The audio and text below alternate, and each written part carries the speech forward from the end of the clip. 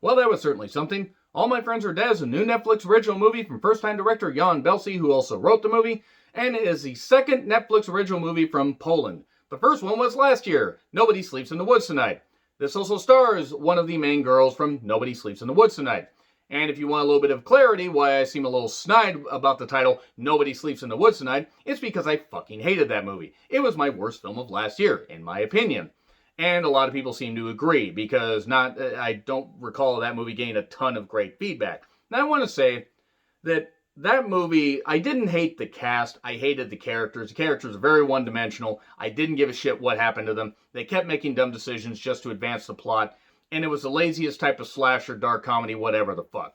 Well, just basically copy and paste the shit that I said about the characters to this movie.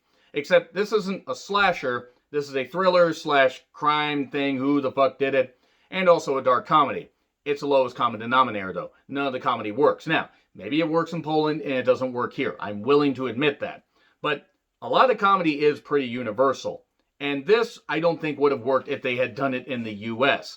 They had a bunch of pretty people that were, mid to late 20-somethings, or even in the case of some, early 30-somethings, playing like people of the same age at a New Year's Eve party, and things go tits up. What could possibly go wrong? Everything, Bubsy. Everything. And how do we know that something went wrong at this party? Well, we start with a new detective greeting an old detective, and they go through the house where a bunch of bodies are around, a bunch of dead bodies, and we're trying to figure out what the fuck happened. Well, fortunately, these guys had the scripts, seemingly right in front of them, and gave backstories on every single goddamn character they interacted with, or at least enough of them. Where we're like, oh, this woman, this woman was sleeping with somebody, or oh, this person was famous, and we don't know who this guy is, that was in a bathroom, but we're trying to figure out all this shit, like what the hell is going on. And there's one survivor, the character of Anastasia, who was one of the main girls from Nobody Sleeps in the Woods Tonight. And I think that girl actually has a bright future. I don't think that the actors in this movie should be faulted for being in something really shit, but the characters and everything about this movie, the plot is rice paper thin. The characters are rice paper thin. And everything about this movie is fucking rotten. This is an early contender for worst movie of the goddamn year. Now, if there are people that like it, that's totally fucking fine. But the plot, such as it is after that lazy trope of, oh, all this stuff happened, how did it happen? We smash cut to the, just a bit ago, and we see what happened with this party.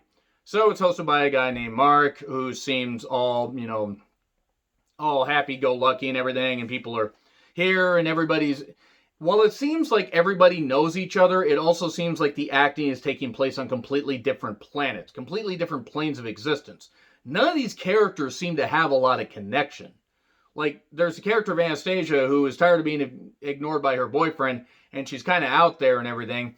And then there's also this, older woman, Gloria, that, the reference was so on the nose. They didn't think you'd get the name Gloria without putting the actual song Gloria in there. Tony Montana thought this was so on the nose, he took a big sniff of it. This is how, crazy this movie, tries to be with its on-the-nose cliche stuff. Now, normally, I don't mind stuff like this. This could have actually worked. The soundtrack wasn't all that bad. The acting, such as it is, wasn't very good, but they probably weren't given much to work with. They were like, guys, party, drink, fuck each other, boom, have a murder spree, something, whatever, and that's a movie. That's pretty much it. That's pretty much all this movie goddamn is, and sometimes that's all you need. But you also need to kind of give a damn about some of these characters at least a little bit, and I fucking didn't. There's, there are a bunch of pretty Polish people there, both men and women. It's a feast for the eye as far as the cast. But they're generic characters, but it's like, okay, at least there's that, and it seems like they're having a good time. Maybe they had a blast making this movie, but Anastasia ends up talking to this one character, Philip, and she shares some stories with him about weird alternate realities and, like Libra, Aquarius, all astrological signs, who's connected, who's not connected. And then there's an accident that leads to a series of more accidents that leads to everybody basically being dead except Anastasia. She is hauled out in the beginning of the movie saying, all my friends are dead. Terrible rendition of all the things she said, by the way. But then the thing about this movie is I can't get into much more without going into spoilers. I'm just going to tell you that right now. But as far as just everything is from the comedy to, yes, there's some boobies if you really like that stuff. And yeah, it's drug fueled and sex fueled and stuff like that. But it's not taking place in any kind of reality, and alternate or otherwise. It's just taking place seemingly in a fucking vacuum. And then there's this scene, and then there's this scene, and oh wait, these characters actually know each other, but they never had any interaction. What the fuck? What the fuck's going on? I mean, why the fuck should anybody care about any of this shit? That's exactly what I kept saying. And I thought for the first 30 minutes, I go, okay, this could be worse.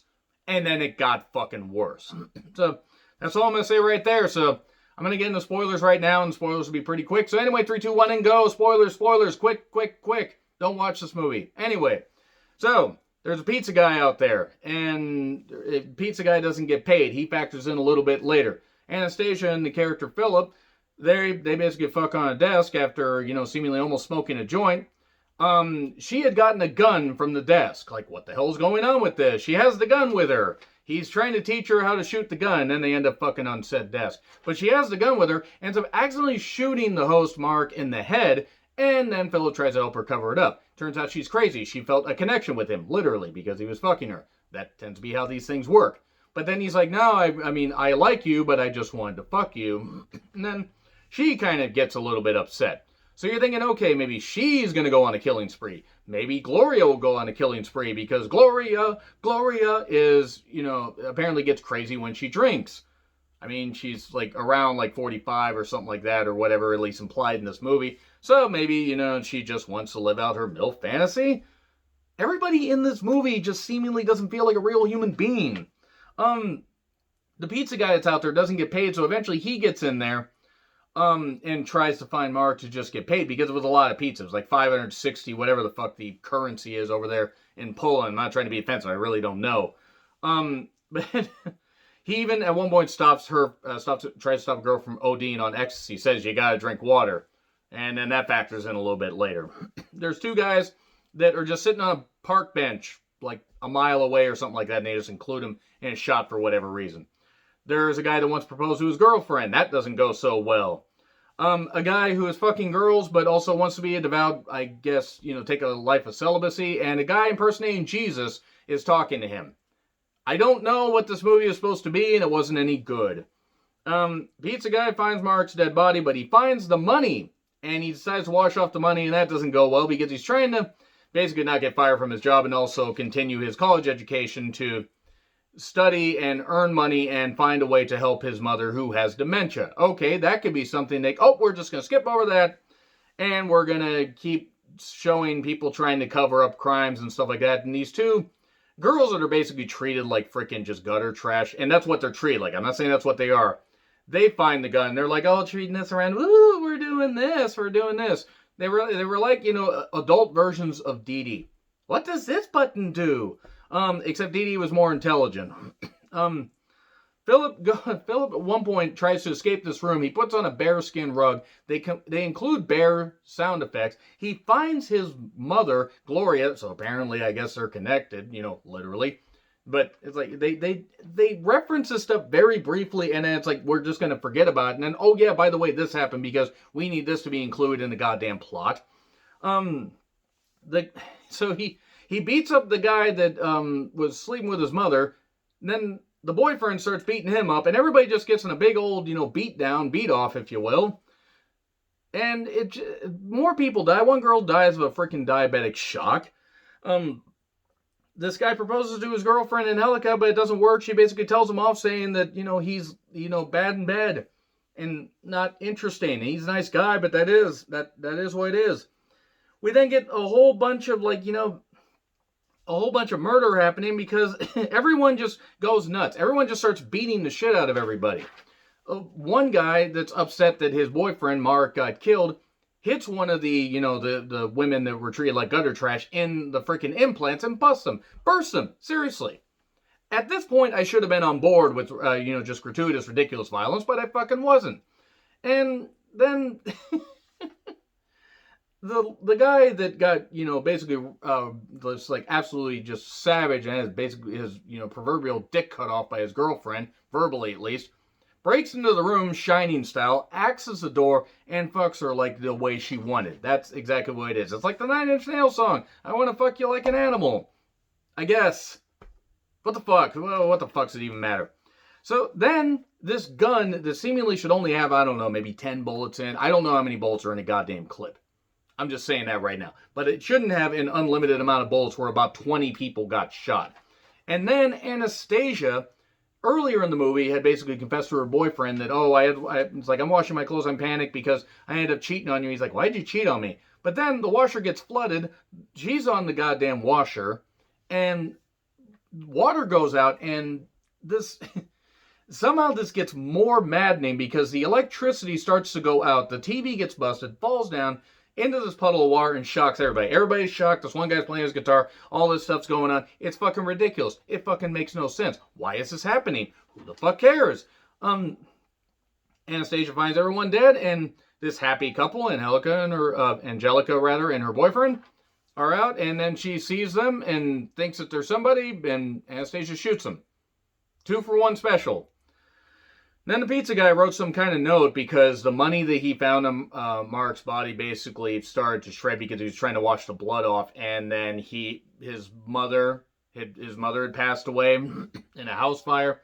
All this is played for laughs, by the way, and he decides basically to hang himself. So that's a great end of the story. No, it's fucking not. He writes this long, long note that's told it's like a long monologue that's told in a narration by him that's on toilet paper, and then to pad out the film, I guess, and then we suddenly the cops are like, okay, well, the old cop says to the new cop, hey, great job there. Okay, cool, buddy. Then he takes off. And then we cut to an alternate reality where everybody's happy and everybody's either, the happy couple's getting married, everybody is who they are, and Anastasia's still alive and talking about alternate realities and shit, and I just don't fucking care. Fuck this movie. Fuck this movie. Fuck it. Not fuck the cast. I hope they can move on to better things, but fucking goddamn motherfucking god. That's all I got to goddamn say about this. Did you like this movie? If you did, please let me know in the comments. Like, share, subscribe, Twitter handle in the description. I'm John Ritlin. I'll see you soon.